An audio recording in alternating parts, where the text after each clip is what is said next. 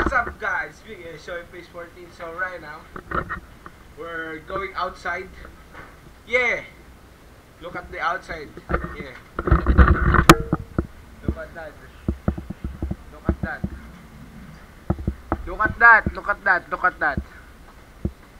Look at that. See? You see that? You see that? Yeah. So we're going outside.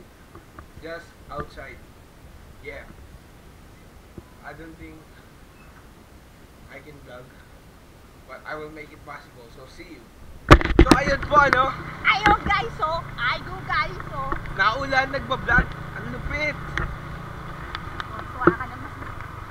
Dapat So, kung ano yun, na no? lang yung pagdating mo na lang ginamit mo. So yun, nakikita nyo no, naulan. Nakikita nyo yan? Di ba nakikita nyo yan? Di ba nakikita nyo yan? Nakakailang beses na ulit na ako. So wait lang po. Teleport na lang tayo. Sabi mo. See you. Trip mo sa atin. Siya nga pala po. Opo. Alam niyo po kung bakit kami umalis? Dahil po sa tatay ko. Kasi tatay ko sosyal. Gusto niya daw po ulam, chicken feet. She wants to cook chicken feet. Yun lamang po guys. She wants to cook. So wala na akong masasabi. Kita-kits na lang mamaya yung 3, 2, 1. Hey!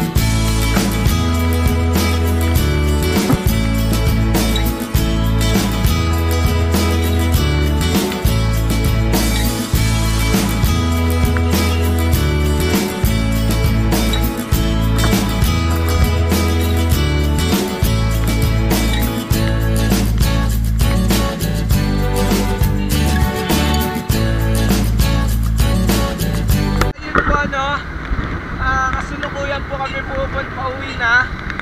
Pumunta po kaming palengke ng Signal para bumili ng baka tuloy. Sorry po, hindi po baka, kundi kalabaw.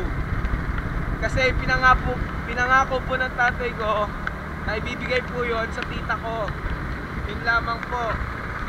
So, papunta kami sa palengke ng Bigutan. Si mami nagda-drive.